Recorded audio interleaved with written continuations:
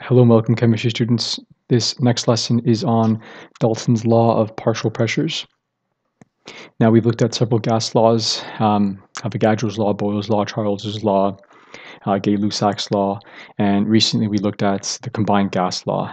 Now, one of our last ones, we have one more after this, one of the last ones is Dalton's law of partial pressures. You may remember John Dalton from grade 9, the atomic model, specifically the billiard ball model. Well, Dalton was known for other things as well. He took measurements, meteorological measurements, and he studied gases in particular. So this is what he studied. We'll get into right now. So he added to the idea of pressure and atmospheric pressure and individual pressures by talking about this. So if you have a few samples of gases, gas A, gas B, gas C, and they're in their respective vessels. So inside container A, container B, container C. Gas A, that container that it's in, so the container A, let's say, that experiences a pressure, right? It feels. So the pressure is, you can think of it as what the vessel or what the container feels. And in A, we see that we have 1, 2, 3, 4, 5. We have 5 gas particles here. So what the container A feels is the 5 gas particles, and that's the pressure it feels. Now container B has 1, 2, 3, 4, 5 as well. So container B feels these 5 gas particles, and so does C. When you take containers A, B, C, and the gases inside, and you combine them, what happens is the individual pressures of all those gases, they add. So you take the pressure of A, take the pressure of B, and take the pressure of C, and you get a total pressure, which is just the sum of each of these pressures. Right? So again, when you combine all 3 gases, you get a total pressure as the sum of the individual pressures. So essentially the formula is just this: total pressure is equal to the sum of the individual pressures of a gas. Okay, now this is specifically relevant when you in a lab collect gas over water. Now it's often difficult to collect gas. You can imagine an open test tube, right?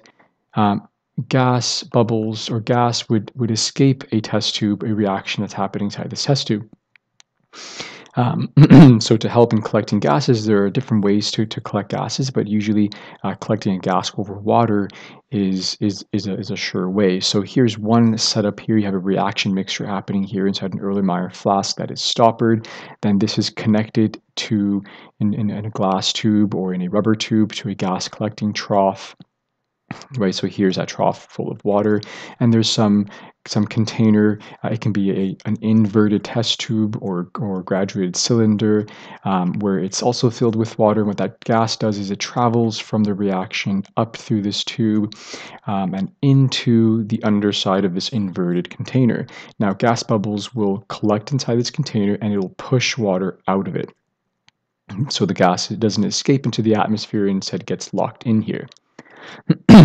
So how does this apply?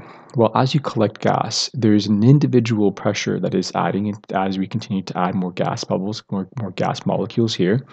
But water, remember, water also evaporates. And water evaporates at different amounts based on temperature. Now, yes, we know that water boils at 100 degrees Celsius, but it does evaporate at lesser temperatures. The colder it is, the less water vapor you have. The warmer it is, the more water vapor you have. Think of that steam being released from a pot as you're heating it, right? It's not exactly at 100 degrees Celsius, but you still have some water evaporating. So here's our example. We'll take that idea of Dalton's law of partial pressures.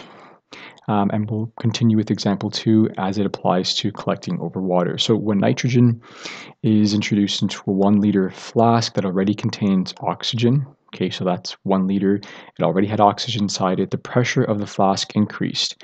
It increased from 35 kilopascals to 75. So it was originally 35 kilopascals when it already had that oxygen. So that's essentially the partial pressure of oxygen.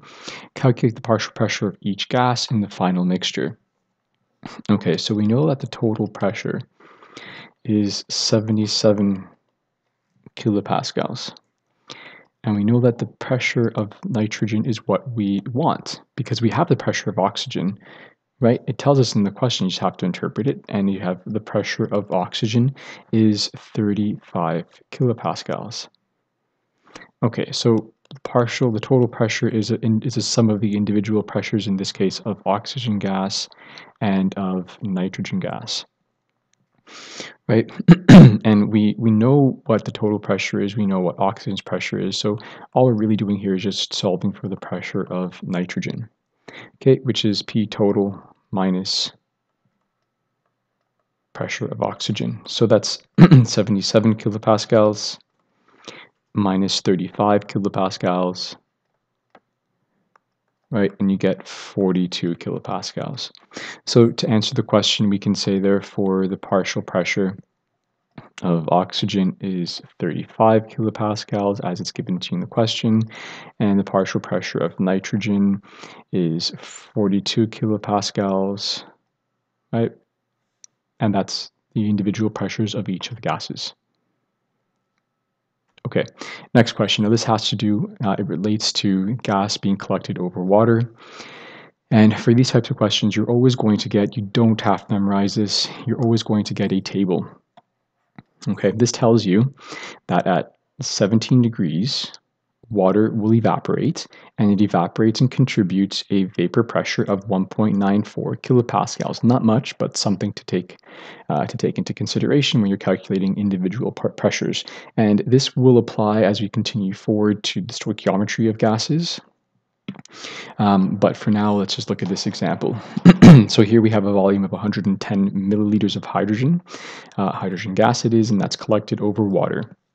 So a clue on how to use these, or when to use Dalton's law and when to use these tables, is that you're looking for anything that says collected over water or something related to that, something similar. And it's collected at a temperature also. Temperature, look for a temperature. In this case, it's 18 degrees Celsius. So this question says at 18 degrees Celsius. And a pressure of 95 kilopascals. Okay, so that's a pressure that's measured. What is a pressure of the dry hydrogen? So think of this as, again, if you want to think of it as a reaction happening in an Erlenmeyer flask, and it's connected to a gas or a water trough, gas collection trough, various names, and in here you have, say, an inverted graduated cylinder, where you have this tube coming in through here. This is full of water, but as you collect gas, gas goes inside and water goes outside of that tube, and you collect it over here. So water here, the temperature of water is 18 degrees Celsius, and from the table 18 is actually 2.06, so the partial pressure of H2O at 18 degrees Celsius in this question is 2.06 kilopascals. Okay, we know that the total pressure from the question, pressure total, is 95 kilopascals. Okay, and we're looking to figure out what the pressure of the dry hydrogen gas is. That's just hydrogen gas without water in it. Okay, because we know that the total pressure is a combination. It's a sum of the partial pressure of hydrogen and the partial pressure of water that I just underlined, and hydrogen. Okay, but we want to figure out what this is, just hydrogen. So I'm going to write down the formula of what I just said. Total pressure is it's a sum of the partial pressure of water and the partial pressure of not oxygen, hydrogen. Okay, now we want to solve for partial pressure of hydrogen, so let's isolate for that variable, and we get P total, then minus P H2O, and it's 95 kilopascals minus 2.06 kilopascals, right? And we get 92.94, right? Round to the nearest sig fig. Now that seems to be just 2, so we'll just say 93 kPa. Okay, so that is the answer. This is the dry pressure. Rather, this is the pressure of just the dry hydrogen, not including the added water vapor pressure that was added by it being collected over water at 18 degrees Celsius. Okay, this is your worksheet posted into our Google class. It's Dalton's Law of Partial Pressure worksheet. Post any questions you might have. I hope this helps.